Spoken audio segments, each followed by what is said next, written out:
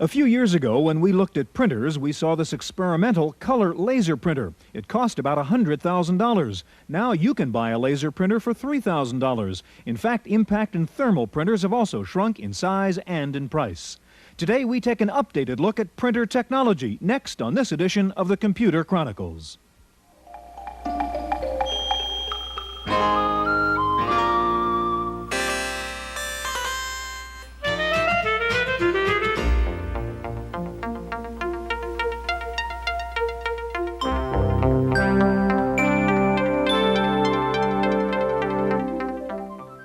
The Computer Chronicles is made possible in part by grants from AFIPS, the American Federation of Information Processing Societies, a non-profit federation of 11 national societies for computer professionals. AFIPS, Leadership and Service in Computer and Information Technology. Additional funding is provided by McGraw-Hill, publishers of Byte. Byte's detailed technical articles on new hardware, software, and languages cover the latest in microcomputer technology worldwide. Byte, the international standard.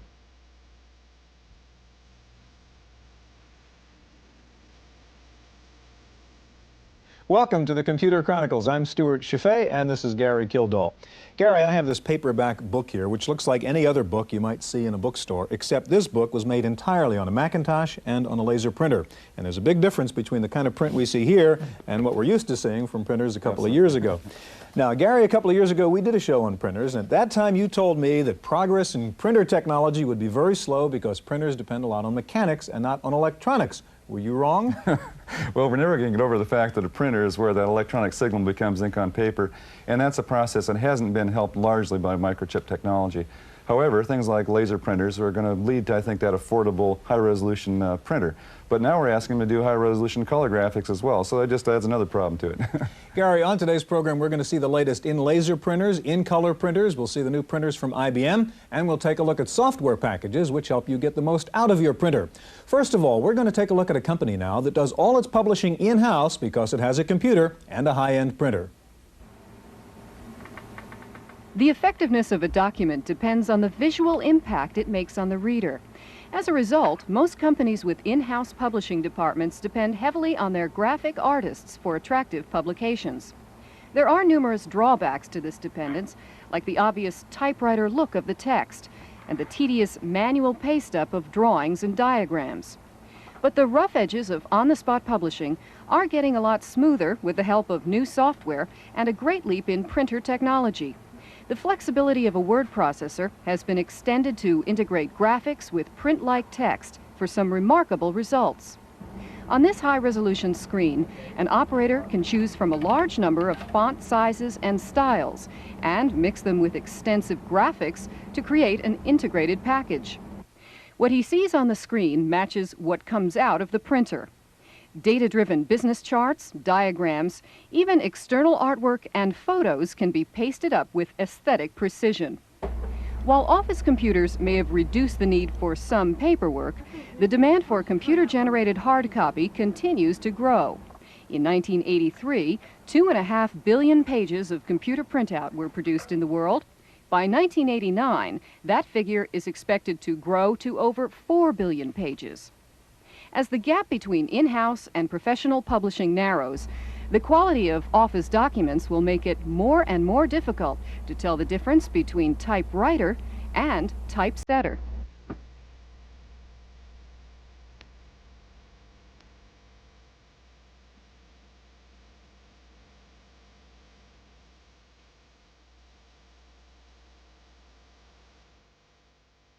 With us now is Bob Lamvik, Regional Sales Manager of OKI Data, and next to Bob, John Dickinson, Special Projects Editor with PC Magazine, and John was the editor of the magazine's recent special edition on printers. John, in 1975, I remember when I was buying printers that you'd buy a teletype printer to do your listings and a Diablo high type to do your letter quality stuff, and that added up about $5,000. Now, I understand that you reviewed about 200 different kinds of printers.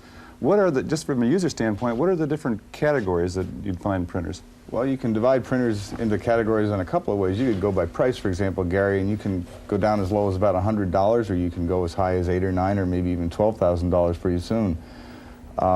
That's one way to divide the price. You can still divide by those low quality printers, like you were talking about the teletype versus high quality, the Diablo. But even that's no longer simple, because what used to be considered low quality printers, matrix printers, are now perfectly capable of producing very acceptable correspondence quality.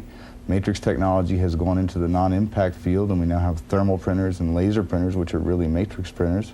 And of course, those Diablo-style printers are still in there, the daisy wheels and thimble printers, and making a big dent in everybody's market. So it's a wide open field. Bob, let's turn to you and this OKI Mate 20, which is probably the extreme from what you were talking about, Gary, in the good old days. This is probably one of the newest, hottest things around.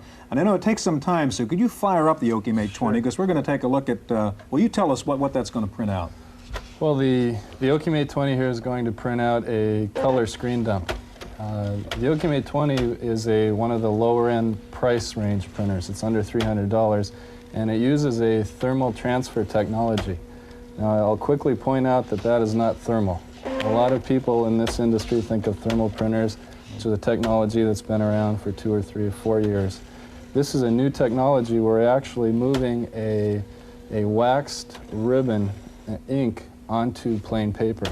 You'll see when we get the output in a few minutes, it's glorious colors, vibrant, and really comes out nicely. Now, Gary, sitting behind the OKI Mate is one of the new IBM Quiet writers. And John, you mentioned the fact that the dot matrix isn't quite dot matrix, and you've got quiet, and you've gotten away from impact problems. Could you fire that one up, okay, Gary? Let's see. Let's listen to a quiet writer and see how quiet it is. Okay, there it goes. Now, John, why don't you kind of give us a description of the Quiet Writer while it's working there? The Quiet Writer is similar to the OKI Mate in that it's a thermal transfer printer, using an electronic technology to thermally transfer an ink from a wax-based ribbon onto the paper. It's a higher grade machine. Naturally, it costs more. It's about $1,400. It has higher resolution, and its standard mode of operation is in correspondence quality, which the OKI Mate 20 can also do.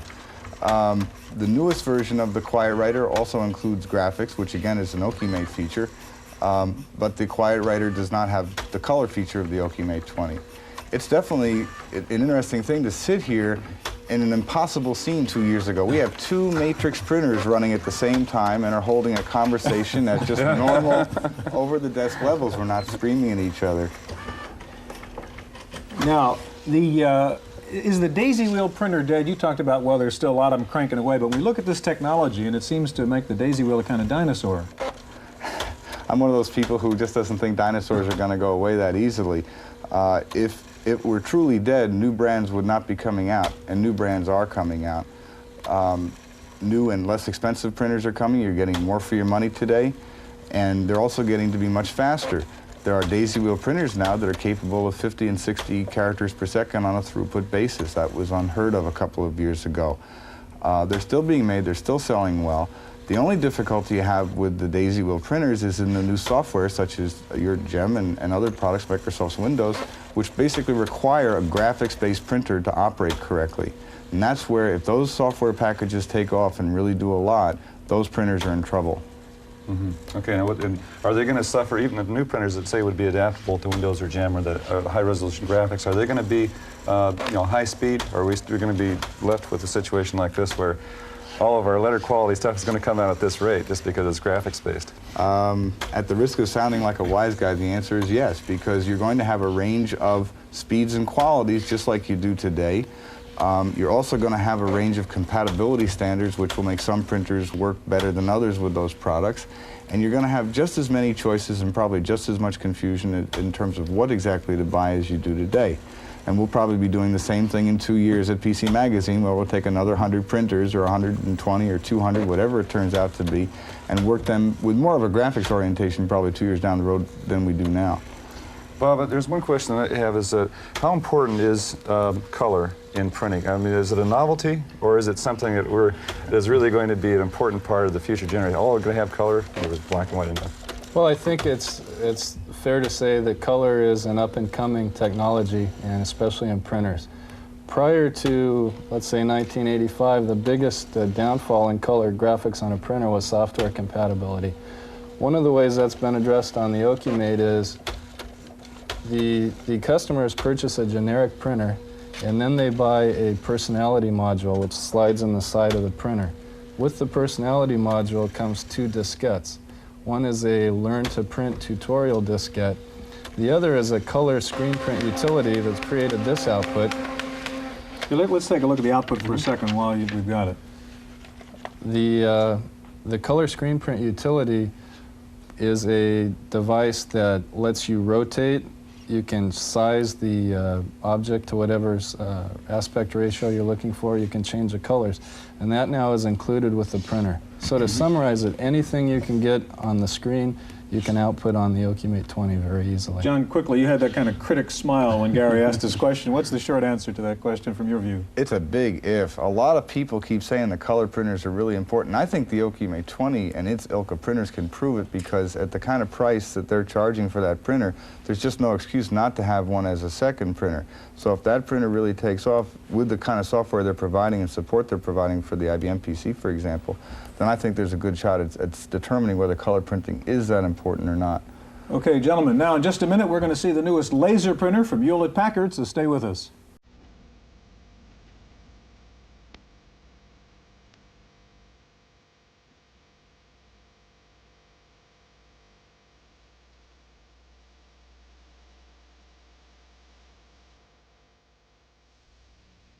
Joining us now is Chuck Ulfers, the marketing manager for the printer division at Hewlett-Packard. Chuck, we were just looking at one new printer technology, thermal transfer. This is another new printer technology, laser printers. What goes on inside a laser printer? Well, actually, Stewart, the technology of a laser printer is very similar to the technology that's used in a photocopy machine. The image is actually transferred to a photoconductive drum using a laser. The drum's then rotated past a station that applies a powdered plastic or a toner. That toner is then transferred to the paper and actually melted or fused into the paper. Chuck, can you get the printer running here and just answer a couple of questions about things like speed, the cost of the machine, the cost of operation, things like that, so we can compare it with the other printers? Sure. The LaserJet is an 8-page per minute device. It sells for $29.95. It prints in either direction on the page. It has the ability to put a number of different fonts on a single page. And what about the cost of, let's say, per page copy? The per page cost is somewhere between 5 and 7 cents. Okay. Now this particular page right here I notice looks just very much like a typeset page. That seems to be one of the big advantages of the laser printer over some of the others. That's correct. Laser printers today have a very high resolution, typically about 300 dots per inch, and that gives us the ability to do very nice artwork and graphics. The print that you see here actually has a number of different sizes of font. It has a graphic, it has proportionally spaced text. That's one of the strong capabilities that the product has brought into the office marketplace. One of the other abilities that it has is the ability to do a form. This one's a very popular one, the 1040 form, which is certainly attractive in the accounting marketplace. We also have the ability to do graphics with this sort of a product. Chuck, I've heard the name of the Canon engine quoted in the context of laser printers. What does Canon have to do with this whole development? Well, as I said earlier, the technology is based on the same technology as photocopy machines, and so you will find that in most cases the photocopy companies are the ones that have a early presence in the marketplace. Canon has been particularly successful in that a number of machines in the marketplace today are currently based on their technology. Does this use the Canon engine then? This product uses the Canon engine, that's correct. What would some of the other typical laser printers do? Some of the other products that you may be familiar with, the Apple LaserWriter uses the Canon engine, the QMS printer is based on the Canon engine, and there are a number of others in the marketplace. Chuck, why would people want to spend the $3,000, say, to buy a laser printer? What are the main features that the user would look for in buying something like this? Well, interestingly enough, our studies show that the primary reason that people buy a product like this one is because it's very quiet, it has a very high quality output, and it's very fast. We expect that over time the market will evolve to a more sophisticated appreciation of the graphics capabilities of these products, but certainly in the office, those are the reasons why people buy them. Now, are we going to see a smaller version of this thing for, say, home computers, personal computers, and less cost? I'm sure you will see the technology continue to evolve downward, both in cost and in size. And what time frame would that be? I would expect to see that continue to move down continuously. We actually, this is the second generation of this product. It's less than 18 months old, so I think it'll move rather rapidly. You know, already now, obviously with output like this, laser printers are radically changing the publishing business and the graphics business. Our reporter Wendy Woods went out and took a look at a graphics house which has nothing but PCs and laser printers. For centuries, the pencil, the ruler, and the knife have been the major graphics tools, until 1 year ago. This is the first shop in the U.S. to exploit the Macintosh, LaserWriter, and PageMaker software by Aldus. TechArt of San Francisco does virtually all its typesetting, from flyers to books, by computer. The computer does the drudgery of paste up and layout, leaving humans to the more creative tasks. You still have to have an eye for design. I see these really more as tools. We're just using different tools, and they're a little faster, and they really take out, from my way of thinking, they really take out more the mundane aspects of traditional techniques.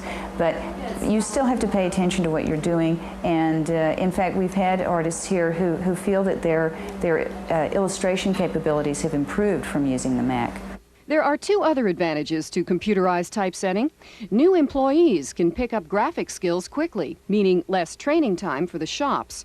And the basic equipment, which turns out camera-ready galleys and originals, costs a fraction of conventional typesetting gear. TechArt's success is inspiring people to call every week to ask for help in starting their own computerized typesetting businesses. Of course, who benefits by all of this? Customers. Customers get their work a lot faster and a lot cheaper. TechArt priced the cost of an 8.5 by 11 flyer and found that conventional shops charge 5 to 6 times more than they did, which speaks for itself. For the Computer Chronicles, I'm Wendy Woods. This looks like a real clear move from old-style character printers into something where we can really use the full graphics capability. Yeah, we're going to get into some more of this, Gary. Joining us now is Dr. John Warnock, co-founder and president of Adobe Systems, Inc., the developers of something called PostScript. And back with us, of course, John Dickinson from PC Magazine. Gary? Okay, John, it appears that if we take the idea of just a pure ASCII printer and the common codes that have been used for line feeds, form feeds, and so forth, that's really helped the whole industry evolve. There's around some standards, very simple standards. Now, you've got a product that does that same sort of thing for, let's say, high-resolution graphics laser printers. Is that right? That's right. PostScript is actually the magic that sort of sits inside of the laser printer, and what it wants to do is it wants to take the description of a printed page, and that description includes text, typesetting command kinds of things, things to describe shapes, photographs, anything that you can imagine that can be printed on a page can be described in this language that really describes what the page is looking like. Now, this language wouldn't be a language that, say, an end user would operate with, but it would be, say, at a program interface level. Is that correct? That's correct. PostScript is designed to be emitted by application programs, chart-making programs, graphics programs, CAD/CAM programs. And what the idea is that you take this description of the page over the communication wire to the printer. That description is interpreted, and actually the marks that are on the paper are determined by that description. Okay, now as long as you get let's say, a wide variety of printer manufacturers that adhere to that, then you're in good shape as far as standards. Is that correct? That's correct. Our company sort of offers the product to a wide variety of printer manufacturers, and we're finding that this is being very well accepted because it is a device-independent description that it can allow many different resolution devices to be driven from the same page description. John, do you think this is a good approach? Oh, yes. The character printers, the standards that you mentioned were the very simple ones, were accepted for a long time, but when it came to things like in print enhancements, bold facing and underlining and things like that, standards just didn't exist. And it's only recently that we've seen a convergence on 3 or 4 major standards. A product like Adobe has a chance of standardizing lasers before it gets out of control, because even now, for as well accepted as Adobe has been, other vendors such as Hewlett-Packard can and have adopted other standards that are totally different from Adobe, and I have a strange sense that we'll go through the same incompatibility all over again. Well, the other thing that sort of appears to be the case is that this kind of PostScript interface could be used in a sense to maybe even encroach on the whole typesetting industry. Is that really true? Absolutely. PostScript was designed with the graphic arts industry in mind. In other words, it does do halftones, it does do full typefaces, ligatures, kerning, all the words that the typesetting industry has been familiar with. John, you've got some examples there, I think, of something out of a laser printer and comparing it to what really comes out of a typesetter. Show us that. Yes. On the right here, this is a form that was designed and printed on the Apple LaserWriter, and on the left-hand side, and this is, excuse me, this is done at 300 spots to the inch. On the right-hand side, this comes out of a Linotronic typesetter at 1200 spots to the inch, and this one is appropriate for day-to-day use in the office. This one is appropriate for high-volume print runs. And the major advantage of this now is that it's the same basic application program that produced this as the one that produced this. The file that told the printer what to print on this page is identical to the file that told the printer what to print on this page, except they're in an entirely different resolution. John, will we ever see that kind of resolution coming out of a laser printer? This is it. Go ahead. I think we both hope so an awful lot. This currently is what you can get for $3,000 to $5,000 or $6,000. 2 or 3 years from now, perhaps you'll be able to get that at the same kind of economical price. Is there any competition for this standard, let's say, for a printer interface? Do you have other software companies, say, that are producing this kind of an interface? Xerox is promoting a standard description language called Interpress, and as a matter of fact, I was part of the design team for Interpress. John, I'm sorry, you would have more? No, that was okay. John Dixon, we have just about a minute left. Just quickly about some of the other cutting-edge printer technologies. We hear about magnetic, LED, LCD. What's happening beyond the laser printer? Well, they're just at the back of the crest of the wave, and we're hoping they're up on the cutting edge of the wave by the end of the year. We're seeing array printers being announced, and they should be out, we were told, of course, fourth quarter of this year. We hope certainly first quarter of next year to see some products from both the East and West Coast companies and from both the Japanese and American companies. Real quickly, what's the advantage of an array printer over the laser printer? Fewer moving parts. The laser printer has the rotating mirror, and the array printers don't have such a device. The smaller number of moving parts, the less the cost is going to be. Okay, well, Gary, maybe we'll come back in 2 years again and take another look at printers. Who knows what we'll see. Now, how do we sum up all of this changing technology in printers? We're going to turn to our commentator, Paul Schindler, for his thoughts. To you or me, a printer. To the computer nerd, a hard copy output device. If we were to look inside, we'd see gears and pulleys. Yes, it's the printer, the last mechanical outpost in an increasingly digital and electronic world. Now, don't get me wrong, I'm as anxious as the next person to move on to some completely electronic output device with no moving parts that'll be as cheap and dependable as all the other components in a computer system. But until then, being a basically mechanical creature, like all human beings, I find it reassuring that no matter how fancy input gets, or how fast the computer calculates, in the end, they're of relatively little use until they can get it down on paper, a mechanical process. I'm reminded of the oft-repeated dictum of the office automation consulting business that the paperless office is about as likely as the paperless bathroom. Few people realize that computers create more, not less paper, in most offices in which they appear. Printed matter and business graphics are increasingly vital to the function of almost every business in America. Of course, both can be done by hand rather than by computer, but you could also get across town with a horse and buggy. Would you want to? I wouldn't. That's my opinion. I'm Paul Schindler.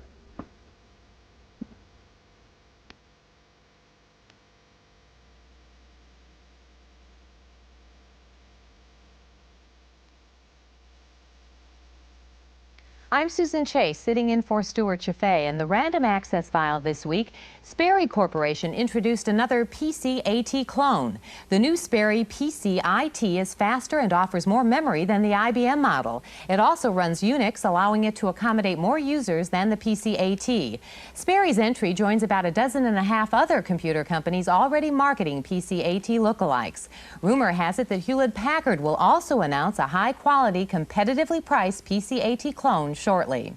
AT&T has unveiled a system that will let people gain computerized stock information simply by speaking into their telephones. Instead of typing into a computer or punching buttons on a touch-tone phone, a synthesized voice will ask a caller what information is desired, retrieve it, and read it.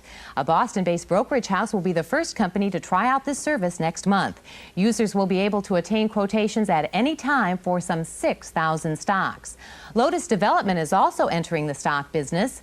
Lotus introduced a new hardware and software package called Signal that gets financial quotes through a radio receiver and stores them in a personal computer. Besides receiving stock quotes, Signal alerts its users to key price movements of a favorite stock with a loud beep, hence the name Signal. Lotus made news with another event this week. A serious flaw has been detected in the new Symphony 1.1 program, leading Lotus to recall all the boxes on the shelves. Lotus became aware of problems after users complained that some data disappeared when they performed common tasks on the program's spreadsheets. Present owners of Symphony will receive a floppy disk next month that will enable them to correct the problem. And now for another colorful review, here's Paul Schindler. Fish bowls are popular for one simple reason. They provide hours of mindless entertainment. Well, this is PC Color. Now, you may say to yourself, just what I need, an electronic fishbowl. Well, I'm not saying anyone's going to rush out and buy a personal computer just to run this program. But whether you use your PC at work or at home, you've surely noticed you can't use it all the time. When you aren't using it, its big empty eye stares at you, just like a dead TV set. In between programs, why not flip on PC Color? I find it soothing and interesting. For you technical types, it stays in text mode, increasing the number of colors it can display. You can make the colors go faster or slower, you can freeze them, and you can change the color scheme. Watch it while you're on the phone. There are two versions of PC Color. If you don't mind copy protection, it's yours for $35. If, like me, you prefer a program you can use, pay $44. Either way, PC Color is a bargain from a firmware in Drexel Hill, Pennsylvania. For the Computer Chronicles, I'm Paul Schindler.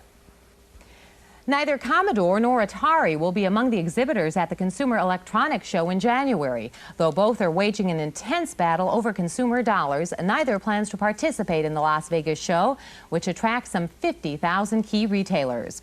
Many companies believe that the advent of the computer would be the end of the paper chase. It seems corporate America was wrong. In fact, the American Paper Institute reports that the market for office paper grew over 5% annually from 1972 to 1984, when the move to office automation was in full swing. Some companies say the higher paper consumption is the result of computers making it easier to produce more originals. Finally, for those of you who are frustrated with your Apple II, there's a new product for you. Jeff Raskin of Information Appliance has created a plug-in board called SwiftCard, which simplifies computer operations. There's no startup procedure, no disk to load, and no need for separate word processing programs. Users simply turn on their computers and begin typing. It may not take advantage of the microprocessor, but it certainly beats using your 2E as a plant stand. That's it for this edition of the Computer Chronicles. Tune in again next time.